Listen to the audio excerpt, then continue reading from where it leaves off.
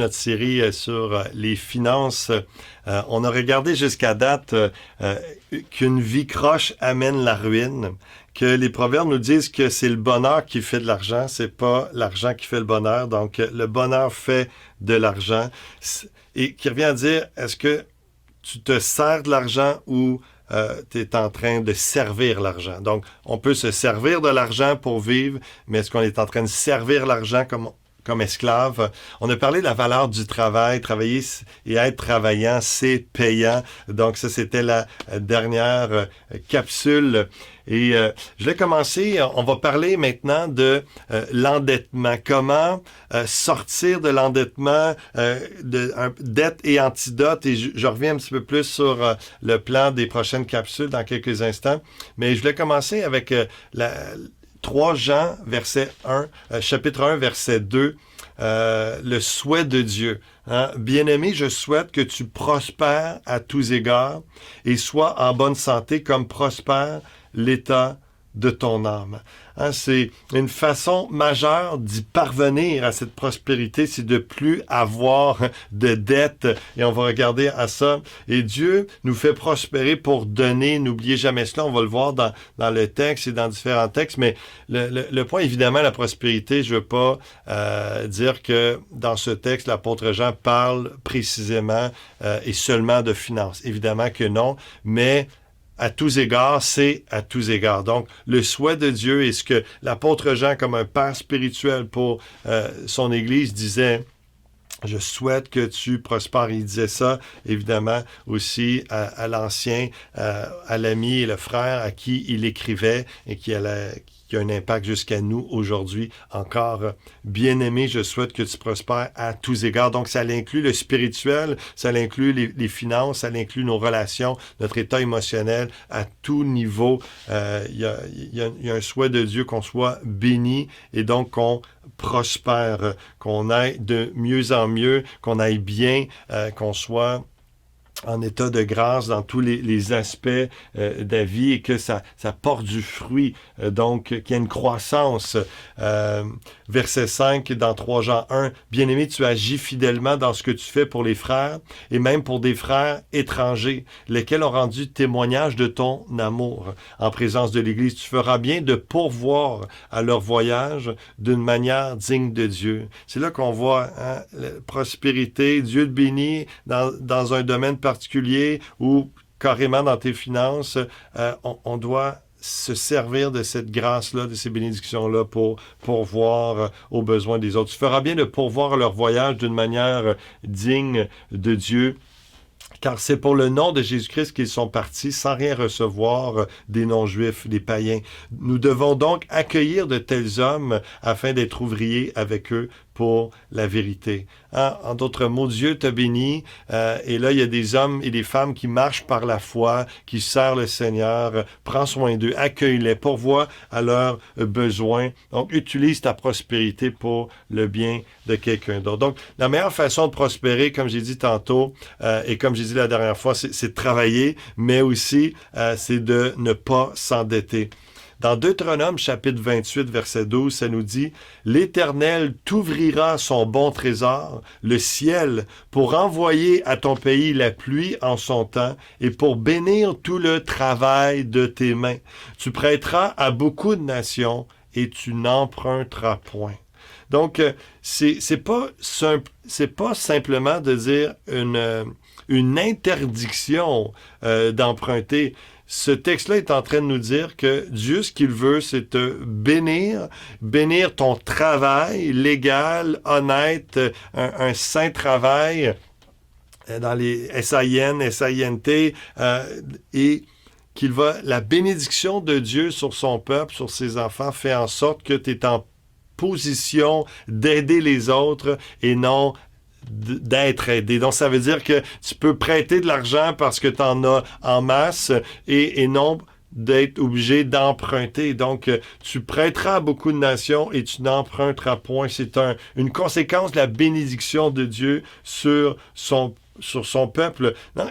c'est de faire réaliser que les plus riches n'ont pas de dettes. Ça indique que tu es pauvre quand tu as des dettes. Parce qu'il y a des gens, on dirait, qui se glorifient d'avoir plusieurs autos, plusieurs trucs financés, mais il n'y a rien qui leur appartient. S'ils arrivent, ils ne sont plus capables de travailler, ils ont une maladie, ils ont quelque chose, la banque récupère le tout. Donc, tu n'es pas riche si tu as beaucoup de paiements à faire, même si tu as 2 chars, la piscine creusée, garage double, grosse maison, mais si ça ne t'appartient pas, c'est pas un signe de richesse, c'est de l'ostentation, on paie de la broue, là, tu sais, dans ce temps-là. Alors, c'est de faire réaliser que les dettes, il faut faire attention et c'est un piège et c'est ce que la Bible nous dit. Donc, le message est pour toi. Si tu as des dettes, si tu vois pas le bout de payer tes dettes, si tu vois pas le piège des dettes, on va regarder ça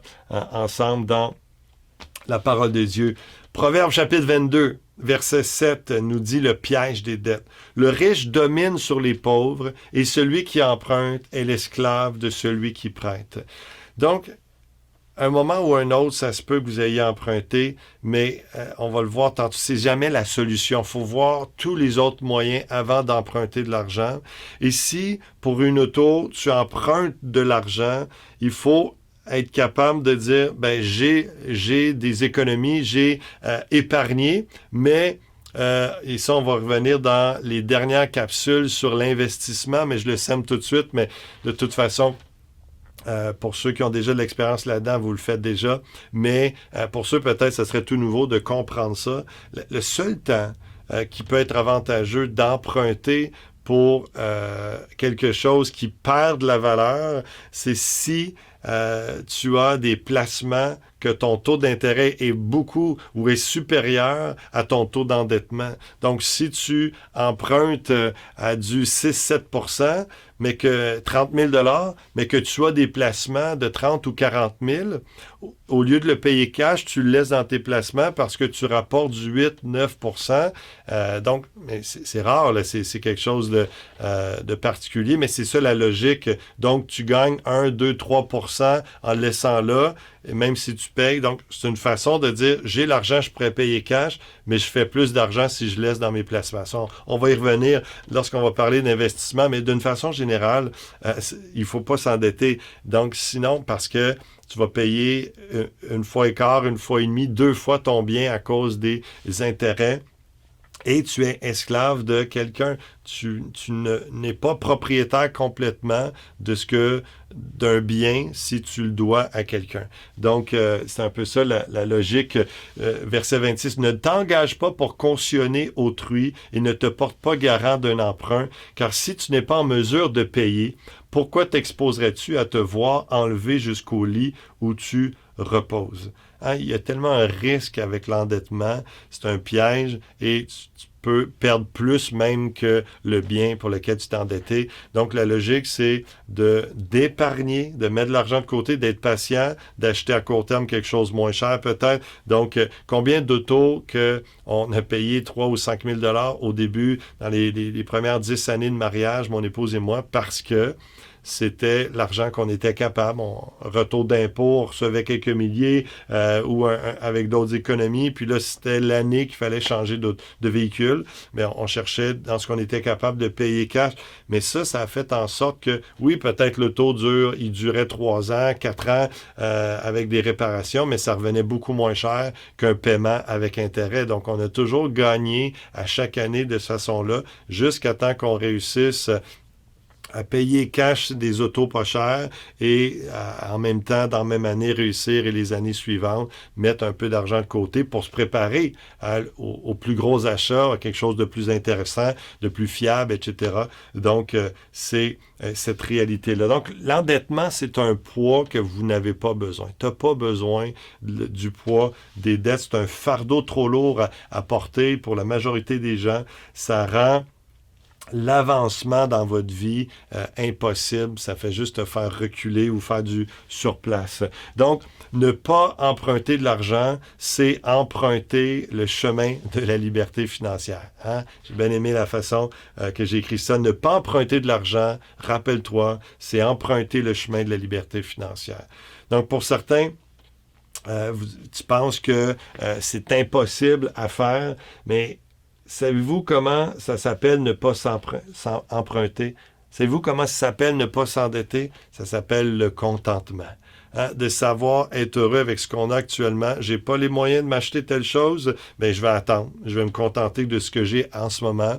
Je vais économiser, puis éventuellement dans 6 mois, dans un an ou plus, j'aurai ce que je veux, ce que j'ai besoin ou ce que je désire, mais je l'aurai fait de la bonne façon et je vais l'avoir payé le juste prix et non avec un 7, 8 ou 10 ou plus % d'intérêt par mois. C'est juste fou de penser à ça, comment vous perdez de l'argent si on emprunte continuellement pour des choses, parce qu'à part une maison, on va encore en parler plus tard dans l'investissement, dans une autre capsule, mais sinon, tout le reste, une auto, des biens, des meubles, un cellulaire, etc., ça dépérit, ça perd de la valeur à chaque mois, tandis qu'une maison, un terrain, ça prend de la valeur à chaque mois, à chaque année. Donc, c'est la raison pour laquelle tu peux te permettre d'emprunter pour ça et que tu t'enrichis. Ça te force à faire de l'épargne obligatoire en payant ton hypothèque et contrairement à un loyer où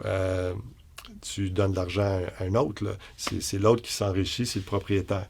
Alors, savoir apprécier ce que l'on a aujourd'hui et se préparer pour acheter ce qu'on veut plus tard sans emprunter, ça, c'est le contentement et c'est le secret de ceux qui savent ne pas s'endetter et faire plus d'argent. Donc, vraiment, dans cette première capsule sur l'endettement et comment sortir et comment s'épanouir et mieux avoir une meilleure gestion financière, l'antidote, c'est d'être anti-dette. L'antidote, c'est d'être anti-dette. Je vous laisse mijoter à ça.